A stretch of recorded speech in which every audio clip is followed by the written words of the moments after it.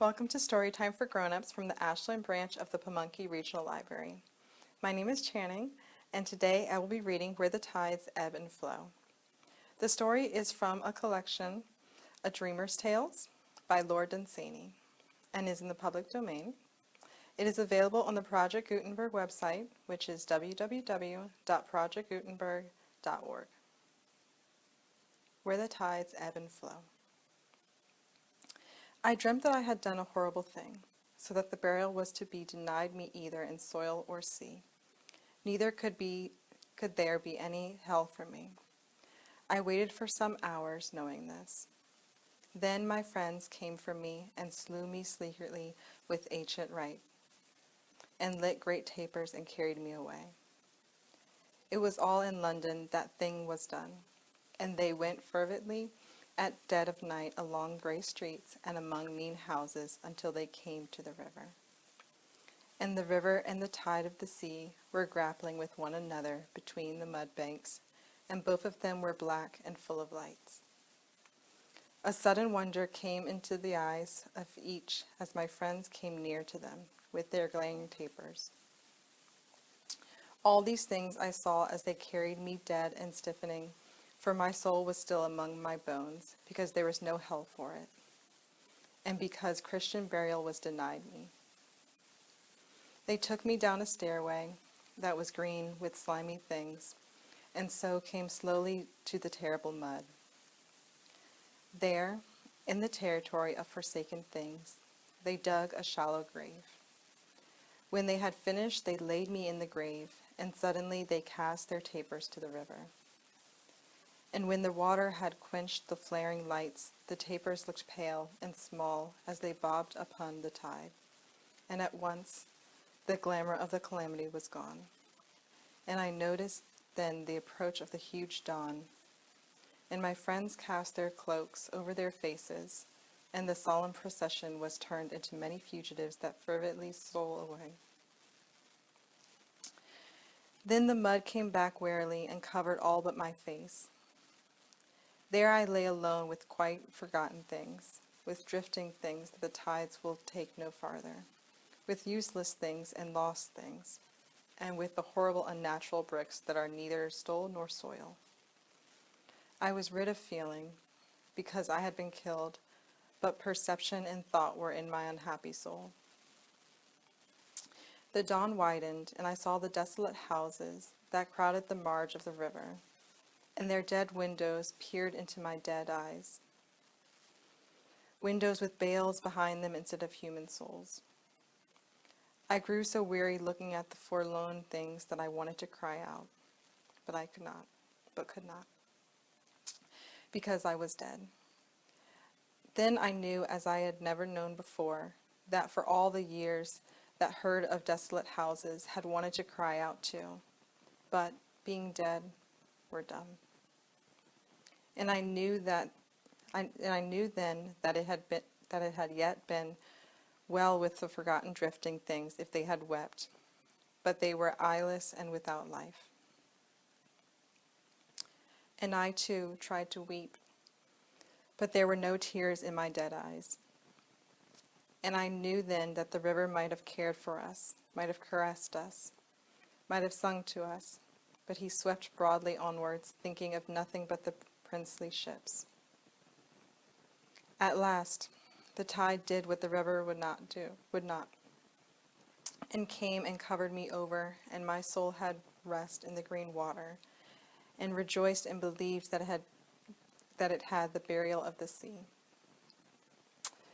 But with the ebb, the water fell again, and left me alone again, with the callous mud among the forgotten things that drift no more, and with the sight of all of those desolate houses, and with the knowledge among all of us that each was dead. In the mournful wall behind me, hung with green weeds, forsaken of the sea, dark tunnels appeared, and the secret narrow passages that were clamped and barred.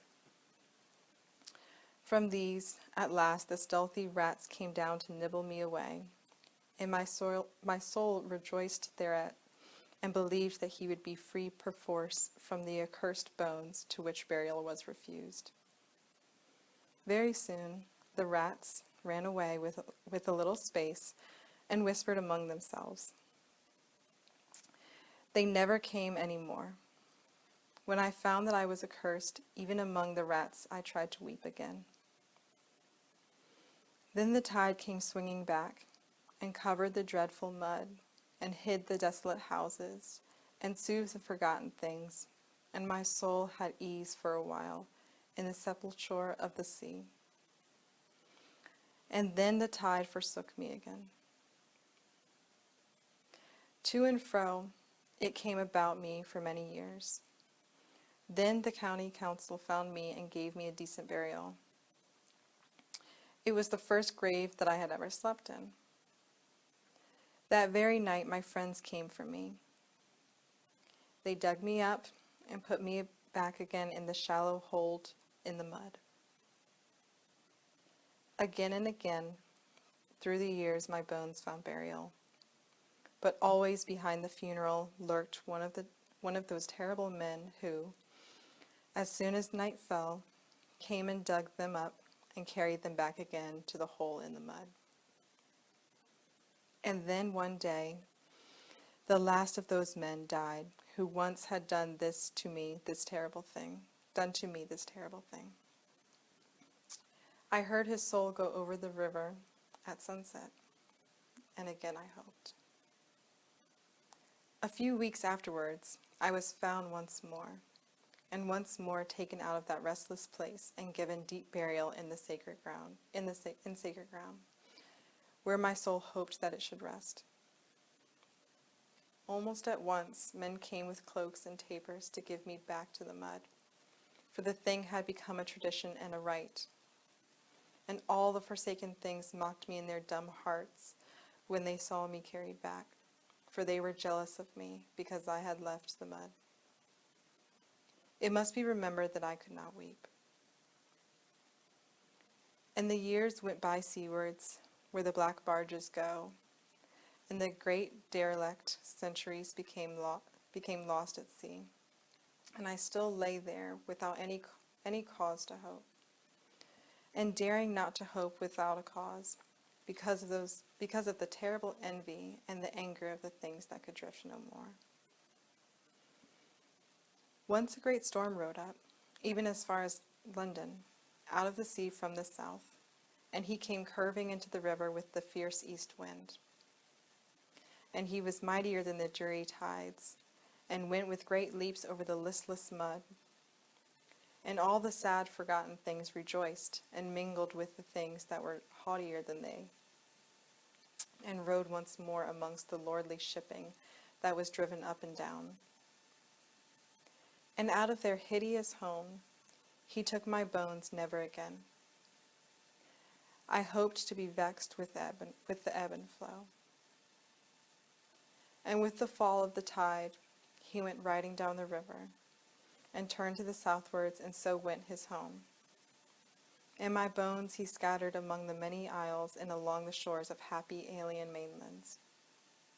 And for a moment, while they were far asunder, my soul was almost free.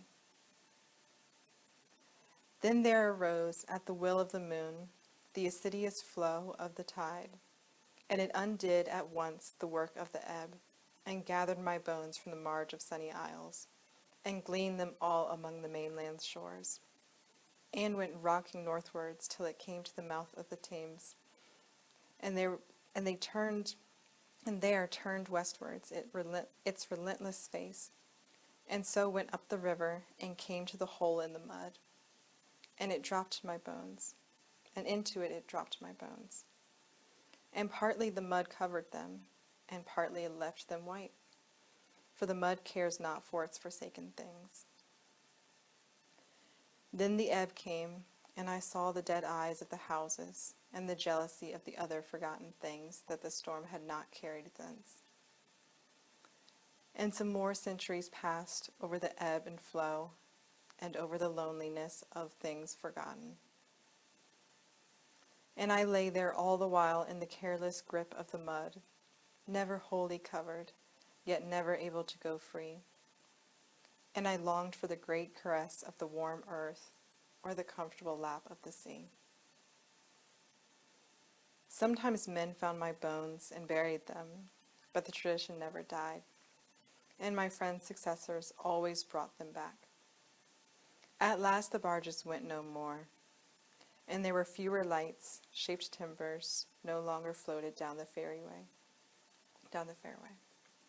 And there came instead old wind-uprooted trees in all their natural simplicity. At last, I was aware that somewhere near me a blade of grass was growing, and the moss began to appear all over the dead houses. One day, some thistletown went drifting over the river. For some years, I watched these signs attentively until I became certain that London was passing away.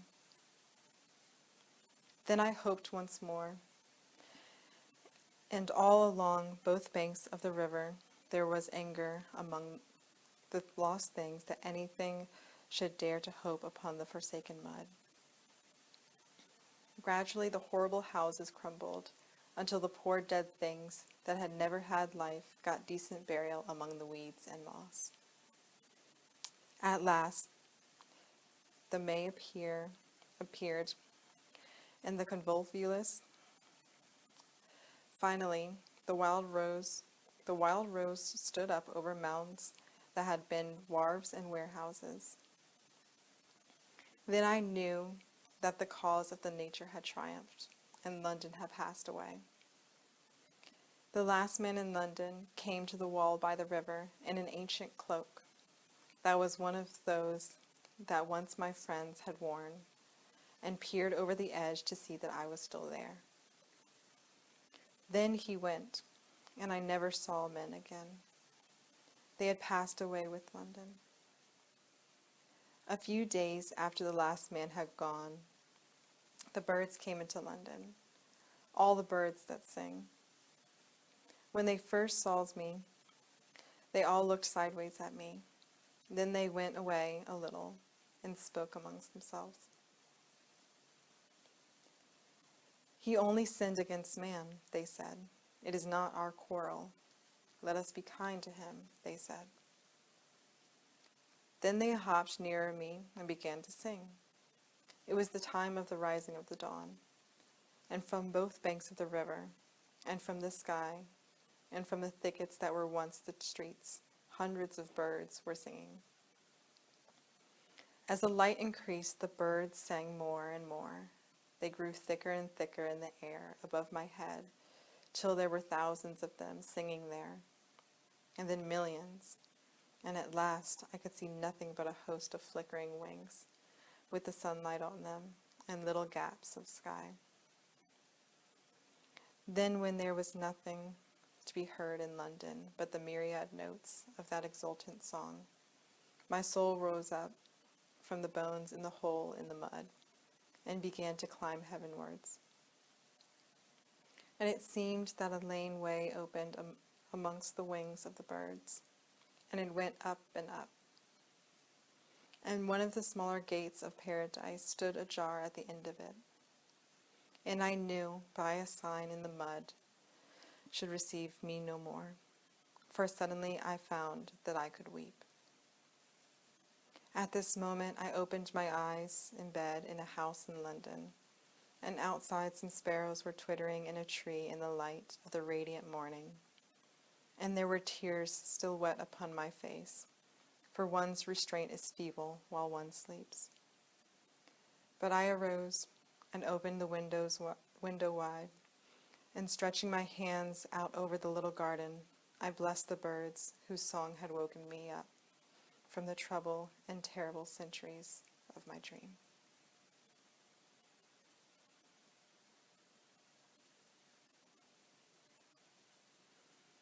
Thank you for joining us today for Storytime for Grownups. We hope you have enjoyed this story. Look for us again next month when we will read a new story, something entirely different. If you would like to suggest a story for future reading, please contact the Ashland Branch Library. Thank you so much and enjoy the rest of your day.